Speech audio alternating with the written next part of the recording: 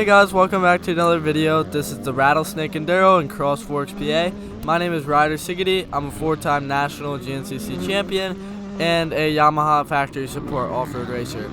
I'm on the line here with Bubs Tasha, an Any Pro 2 rider in National Enduro, and I think an XC2 rider in GNCC. And then right behind him, I'll get into the credentials, but I don't know if you guys heard me. I'm saying this is awesome. At this point, we're 30 seconds into the race, and I'm already having a blast. I said while I was riding down that third straight, I was like, this is awesome. And then I kind of battled with the rider in front of me, Holden Allman, most of the race, and he's the double A winner of the ACHS series, the Arkansas Hare Scramble series. So that was pretty cool to be able to ride with him all day. But the first section is grass track, and none of the sections besides this are going to be grass track like this. So make sure you guys watch, because this was fun. I really liked this. The conditions were perfect. It wasn't too dusty, and it wasn't muddy, definitely, at all. And I was just barely holding on here, trying to keep up with Holden. Yeah, with Holden, something that happened here that's never really happened to me before at a different race was I was able to battle with him the entire time. It was just, we were working together and making each other strong, but it was perfect. Also, I want to introduce my dad, Mike. I haven't introduced him yet, but Dad, say hi. Hi everyone, and just to clarify what Ryder was saying is that normally when he races, even if it's somebody the same speed as him, somehow they generally spread out and you're kind of riding by yourself the whole day. And this year he's been riding by himself the entire day, every race that he pretty much does, most of the time, 90% of the time. But in a National Enduro format, every 30 minutes it kind of resets and you start all over again with the person that you took off with. So basically the whole day, him and this kid Holden had a great time together for the first time, especially since you've been on the 125. So the grass track was really fun, but it didn't berm up too well, especially being on row 20. But for the rest of the track, I was really happy with row 20. I felt like all the lines were burnt in, and it wasn't too rutted and stuff out. I think that row 20 was probably perfect, but obviously I don't know. I didn't ride the other rows. Coming into these trees here, I don't know if you guys noticed, but I have a clip of these trees, like just riding down one of these straightaways in the intro from that we use in every video. It's a clip from last year at this race, and this is always a cool section. I don't know why. I guess it's like a tree farm or something over here. So if you guys don't know or understand how a National Enduro works, we do 6 sections, and then you get a score for each section, and I'll show you the scores that I got for each section. But A riders do all 6 sections, B riders do 5, and C riders do 4. So I did all 6 of them, but it only scores my first 5 since I'm a B rider. There's one of our good friends, Ben Neff, sorry. And I did all 6 of the sections, and I'll just show you like my overall times. Thankfully, or surprisingly, I did a lot better than I've ever done before at this race, so I'll show you in a minute. We're just coming to the end of the first section here. See the E? That signifies the end. It's showing that it took me 9 minutes, and I got 32nd overall out of 650, I'm pretty sure, and first in class. Now that the first section's over, we went back to the pits to get some gas, and we're going to take a road ride about 15 miles to section number 2. Here we go. There we go again. Bubs in first and Holden in second. This time I ride behind Holden for most of the track, but I end up pretty much being too far for you to be even able to tell in the GoPro, and he drops me at the end anyway. But he does fall a little bit, a bunch more falling and passing between him and I, and even some people on different rows. So make sure you guys stick around and keep watching, and don't forget to like and subscribe. Yeah, towards the end of the video, Ryder has a pretty bad crash. I'm so thankful he's not hurt, but he'll show you he actually cracked the tree, which was a little scary to see. But so this is section 2 of the 6 sections of the race, and everyone kept saying that the race is not going to be as rocky as it was in previous years, and I don't think everyone believed the rumor, because we saw Stu and Grant Baylor both switch to trials tires after the grass track, and this section here, it's hard to tell, but was not really rocky. It was actually kind of loamy. Like, you could have even gotten away with a sand tire, and I've been doing this event for probably 20 years, and they have never had any sections that were ever loamy. Like, I don't know how they found this section, but for the rest of the day, it was rocky, and you'll see that. And you'll see the bikes get bounced around, and it's pretty gnarly. But here it was pretty flowy, fast and go. I would think. What would you say, Ryder? Yeah, I think this section and section 3 even more was definitely real flowy. Yeah. So this was my first time doing a national enduro on a YZ125 or a big bike. Prior to this, I've just been racing it on the YZ85 or the YZ105. So I liked it so much better on a big bike, and my scores definitely showed that too. But like, the bike just rolled over the rocks better. I wasn't getting kicked into the woods. I'm so happy to be on the big bike now, and soon to be off the little bike for forever.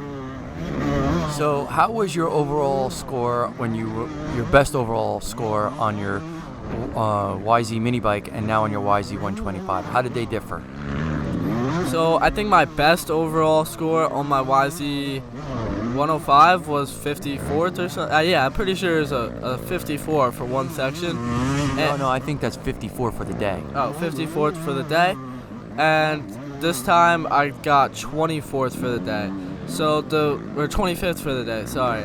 And we figured that out by just adding up the scores, because it doesn't add up my last section of the day because I'm a B rider. So we took it and we added it to the 91 minutes of my total time for the first 5 sections, and that would put me right in the 25th. So none of the B riders had to do the 6th section, but Ryder decided to do it anyway. So they do post his score on what he got in the final section of the day, but they will not add it to his time. So everyone who does 6 sections beats everyone who does 5, who beats everyone who does 4. But if you add the final time for the day into his 5 sections, he ends up getting 25th overall, which was by far your best finish ever at a national. And right here, I don't think you would have been at much of a disadvantage on a mini bike. I'm actually it's so tight and loamy, maybe it would have been a little bit of an advantage, but you'll see for the rest of the race, it's a lot more gnarly than this, a lot more crashing. But Holden looks good. He's ripping it up. Yeah, definitely. The dirt was like perfect here. It was so much fun riding it, and there's like so much roost everywhere. It was crazy.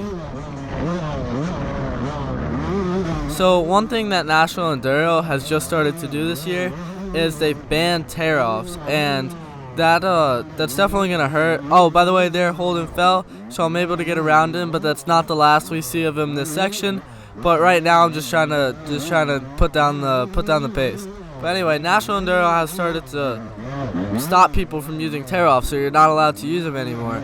And a lot of people don't like roll-offs. So at this race, it wasn't a problem. The conditions were perfect. It was a little dusty like here, but you could just clean your goggles in between sections. But when we get to like mud events, or if it's partially muddy in some spots, it's going to be a problem for some people who want to use tear-offs or don't like roll-offs. So that should be interesting to see how that works out, and if they actually enforce the rule. And what happens if you do wear tear-offs? Like, I don't know, do they have a specification on that? Yeah, they actually do. So the check crews are supposed to be monitoring that, and the first time you get a warning. If it happens the second time, I forget if it's a penalty or a disqualification. Maybe somebody who's watching this video knows, but they're leaving it up to the check crews to police it. So yeah, that's gonna be a weird thing. Like, I understand. Oh, there goes Holden, right? I understand the need for the environment and keeping properties clean. But I know, like, for instance, the National Enduro comes to the ECA. National Enduro Series comes to ECA for this event. ECA Club puts it on, and National Enduro does their thing with the club. But the landowners here, they've never had a problem in the past with tear-offs. But that's not a landowner or even a club issue. It's the National Enduro making those rules. So who's this in front of you now?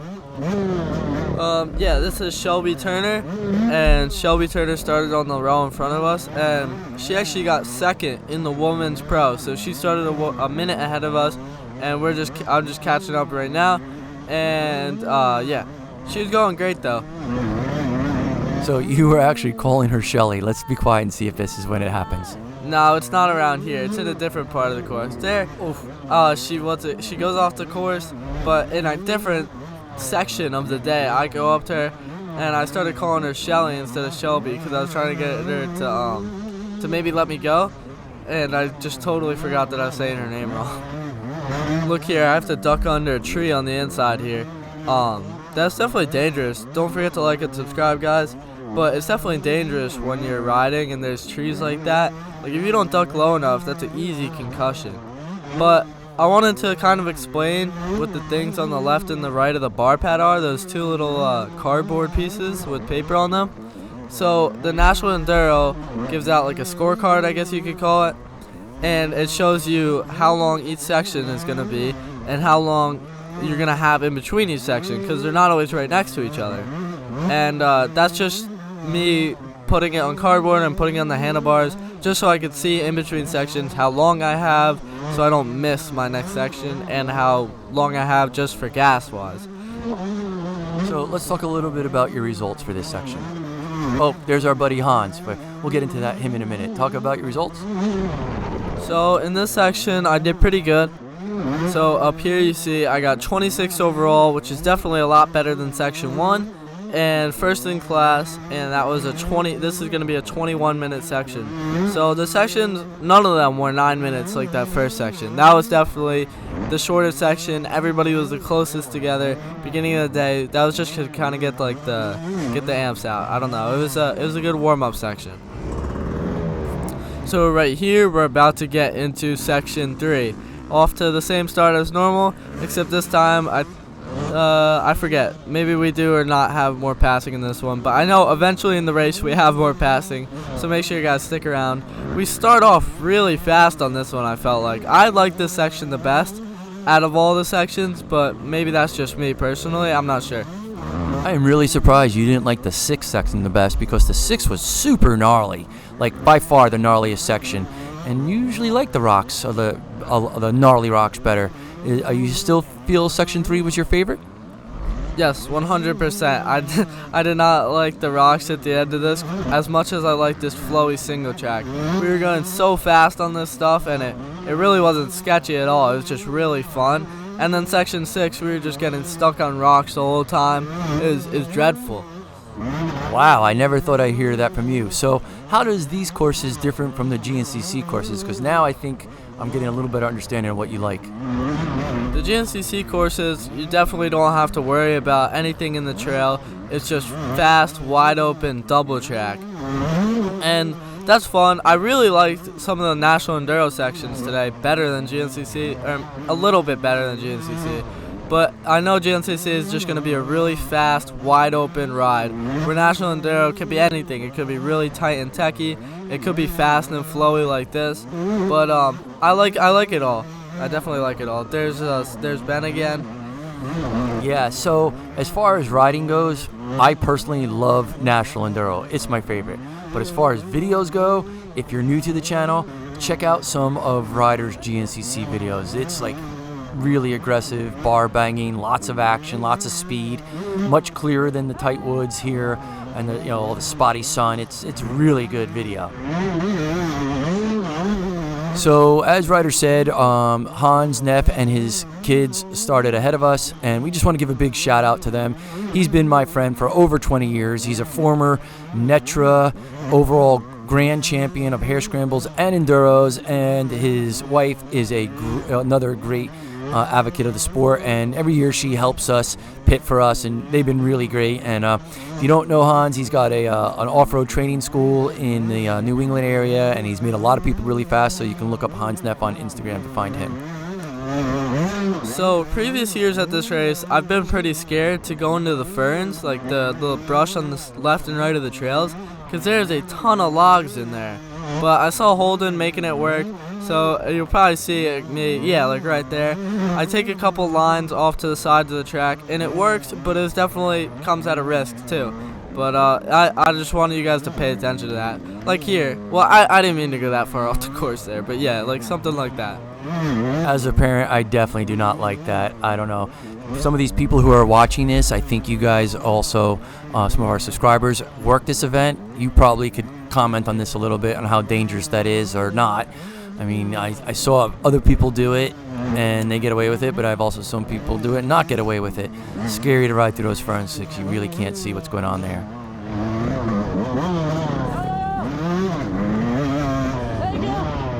So actually, looking at the results now, Ryder, I can see why maybe this was your favorite section. You must have really been ripping, because on the day, your overall score, this was your best section.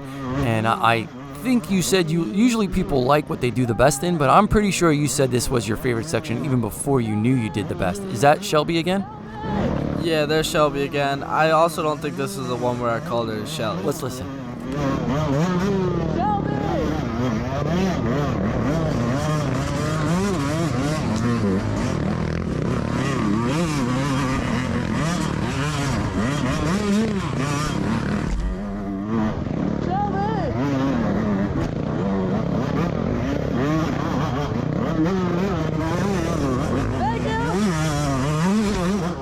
My bad, this wasn't the section, but I promise you do start yelling the name. I heard it, Shelly. So talk about your results here. Yeah, so this was my best section out of the day. I ended up getting 23rd overall, and this was a 17-minute and 1 second section. And I just had a great time here. Everything went good, and I liked it. I liked this section the best. That was a pretty cool transition, how you covered the camera exiting the section, and now you remove it from the camera entering the next section. I like that. That's pretty neat. I don't know if you guys just saw, but as I started that section, I reached my hand over to the left side of my watch, or to the left wrist. Like, I moved my right hand to my left wrist. And right as I was taking off, I don't know what happened, but I paused. Like, I was recording the race on my Garmin watch, and I paused it right as I started taking off. So I had to unpause it with my hand, but I didn't really lose any time. And here we're right behind Holden. He's taking a bunch of good lines, and this track is just, even this part is just awesome. The dirt is awesome, the track is flowy. I'm having a good time. So let's clarify what's happening with the Garmin watch. We use the body battery feature, heart rate zones in our Garmin watches, and it's actually a really good training tool. But some people might be using it to GPS courses. This is 4 hours away from us. We are not coming back here ever, and we have pretty much unlimited trails behind our house, so we wouldn't need to. But as far as a training tool, the Garmin's pretty awesome. So let's talk a little bit about the overall results. Once again, the overall winner for the day was Josh Toth, and he's a really cool guy. He's won more national enduros this year than anyone else, and it looks like at this point it's his series to lose. Another amazing thing about Josh is he's kind of doing his own program this year, not with really a lot of sponsors, which is amazing because there's some big names here, which you'll hear in a minute. And Josh, I think, is on his third different brand of motorcycle this year. So it's always good to see like the underdog win, and I don't consider Josh's skill to be underdog, but support-wise, definitely he's an underdog, and he's had a fabulous year. And second to Josh was Stu Baylor, only 11 seconds behind. Imagine racing the whole day, like basically almost 2 hours, and losing by 11 seconds. That's a real kick in the pants. Third overall was Evan Smith. That's a really good ride for him too. Fourth, Trevor Bollinger. Fifth, Grant Davis. So that's another really good ride for Grant. And our local favorite, Jason Tino, sixth overall. Another really good finish by Jason Tino. And by the way, Grant was first NE Pro 2. Jason Tino's second NE Pro 2. And sixth overall. Seventh overall was I'm going to pronounce this wrong, Sivan Piper. He did really well too at seventh. And another really great kid, local favorite, Hunter Bush, got eighth overall, and he passed me every section, roosted the hell out of me, which I have no problem with, but nobody else was roosting me, just him, but good for him. Ninth overall was Nathaniel Tasha, who was also on the line with us, but we only really got to see him at the check-in. I had a few things I just wanted to discuss with him, friendly stuff, but didn't feel like getting into his head in any way at this race, so didn't say a word. Another local kid who did really well, and this might be his first race back in like 6 months or since his wrist operation, is Thorne Devlin. He got 10th overall. 11th, Johnny Geror. I don't know how everyone just calls him Johnny G, who's leading the GNCC championship this year. I don't know why he ended up 11th. You would think he would do a little better, but Maybe he's just riding cautious, because the way it works with KTM is all their riders have to choose 2 series. But I think he's actually doing the sprint series as well. So this would be a 3rd series, but they have to compete in at least 2 series. And they value the GNCC championship more than any other series. So if I was Johnny G and I was winning the most prestigious championship in the country, maybe even in the world for off-road racing, I would tone it down maybe just a bit too. Maybe he did that, I don't know. And to drop from 1st, 2nd, 3rd down to 10th or 11th, you don't have to tone it down a whole lot. Oh wait, let's talk about your results. So yeah, now we're starting section 5 and off to the same start as the last couple of sections, but let me just show you my results from the last section 4 since my dad was talking, but it's fine, I'm just going to show you real quick. I got 25th overall and 1st in class again, and this was a 15-minute section, so pretty short section again. I think the shortest of the day besides section 1. So I'm just going to finish up the pro results, but before I do, if you're still here, you're going to want to stick around and see this section, because this is where Ryder has a really big crash, and you can actually pretty much see it on the camera, which is unusual. But yeah, so we left off with Johnny G in 11th, Ryan Piper 12th, Nicholas DeFeo 13th, and that's pretty impressive because 2 years ago he was youth. So good for him, Nicholas DeFeo 13th, and then 2, again, really good local favorite kids. Kyle McDonald, I don't know I guess he's still a kid. He has a kid himself now, but in my eyes he's a kid. He got 14th, and Tegan Temple, another local boy, really great guy, has a new series now called Temple Off-Road Racing, or Tour. And if you're in the New Jersey, New York, Pennsylvania, Delaware area, you want to check that out. It is big and professional. It is exactly a clone of J-Day. It's really exciting. We have some tour videos if you want to see what it's like. And they actually have the Budds Creek National Track this year. They're doing a 2-day tour GP race there. And GP racing is another really cool form of racing. Super exciting, super aggressive, tons of people, close-knit aggression. Not bad in a bad way, but good to watch. All right, so let's get back to this section 5. This was a tough section for you, wasn't it? Well, it started off great. I was just about to say, right now, I was just riding awesome. I felt awesome. The GoPro makes it seem like everyone's farther than they are, but in a minute, I think I get even closer to Holden. At one point, I even pass him. I'm doing great. I'm like, the second I pass him, like, oh, he's just going to stay right on my butt the whole time. I'm probably just going to have to let him go in a second. I drop him. Just by chance probably, but I'm doing awesome. I'm thinking to myself, wow, if I could just ride like this all the time. And then boom, I hit a tree, and it just keeps going south from there. It was just completely my fault. It's not an excuse, but you're gonna see in a minute everything pretty much I just described. Also, those course workers were on the side of the course cheering us on as we went up that hill. Here we just got around Holden. You see, he made a little mistake. He was off the course, and now I'm just trying to put the pedal to the metal, go as fast as I can. There's Sam Neff over on the left, one of our good friends. And here is Shelly again. Not Shelly, Shelby.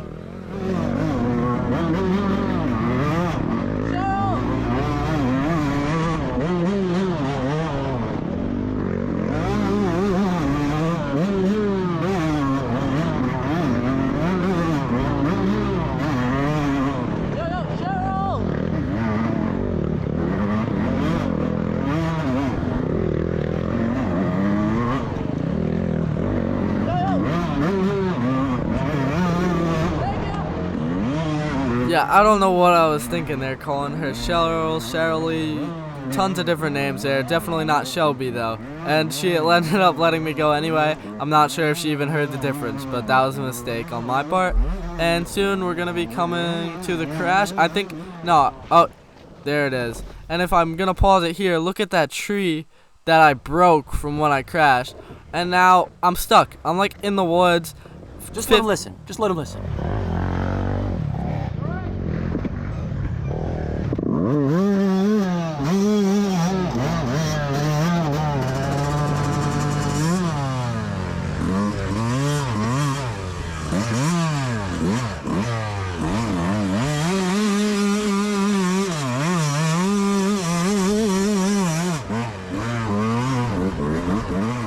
This would be the time I'd like to thank Recluse, our clutch sponsor. They've been really awesome. There was a stick stuck in my rear tire. I couldn't do anything else besides hold the clutch like that. I was in first gear, and it was still doing that. Ryder is not a factory rider. He's factory support, but he thinks he's a factory rider. Oh, this is good. Oh, why don't you just choose a pricker bush next time to straighten out your front end? What are you thinking here?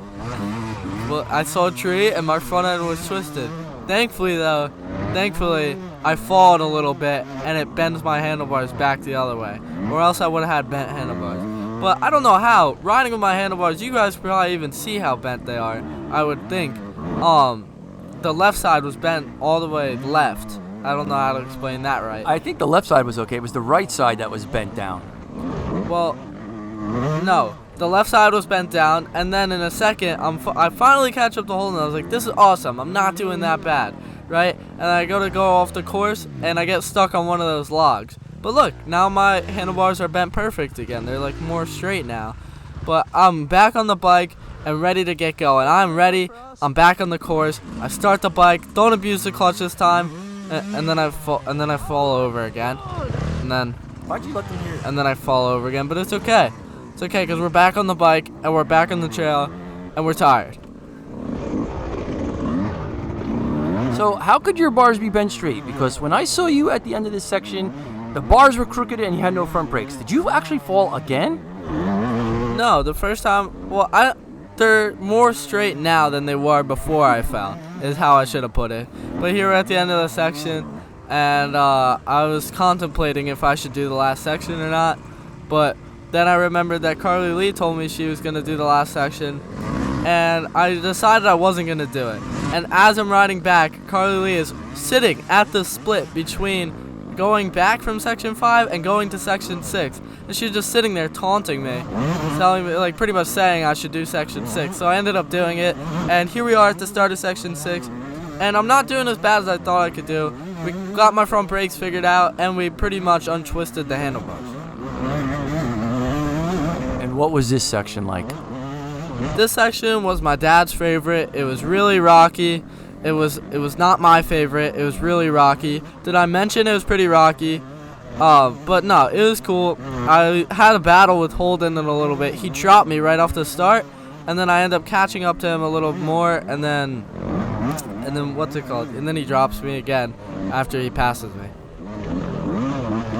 So we had the same issue last year trying to show the rocks that were in this section and how gnarly it was, where we got to spots where we would just pause the camera and show you the rocks. Because first, there's Hans again. Hey, Hans. Because the GoPro does not do a good job of showing the rocks, but the way the Rattlesnake National Enduro works every year is they make the last section the gnarliest section of the day. As a matter of fact, I remember one year Shane Watts came out and he was in my class and he was beating me all day, but I ended up beating him in the last section, which I was super proud of, and ended up beating him for the day because he actually got stuck in the last section. But if you watch it in the video, it just looks like any other section. So this is definitely pretty gnarly. I'm not sure how much you're going to show. Oh, there you go, passing Holden, right? You guys had some really good battles. That's exciting. Normally I'd say, you know, a video this long is a little too much, and we are coming to the end here, and it wouldn't be a regular Ryder Sigety video if I didn't say, can you please, if you're still with us, you probably already are subscribed, and if you could please subscribe if you're not, please like and please comment. That would be a huge help to us if you could, because Ryder spends a lot of time on these videos. But anyway, yeah, it's very difficult. Oh, there you go, hitting the ground again. Did you bend your bars in the right direction that time or the wrong direction? Well, at this point, I'm so used to riding with it in the wrong direction, I'm not even sure which way they're bending. It's just bending the different direction, that's it. We're getting to the end of the video now. I put in a little video from a Yamaha Blue Crew camp that we went to last week of just some of the kids at the camp.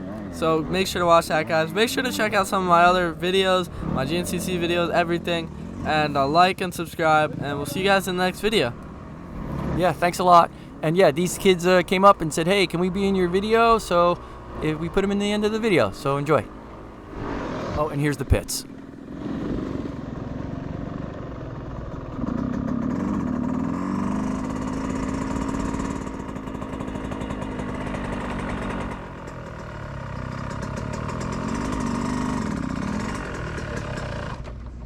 right, hey guys, we're here with. Cash. And what's Crew. cool? And you guys are having fun? Yes. Awesome, guys.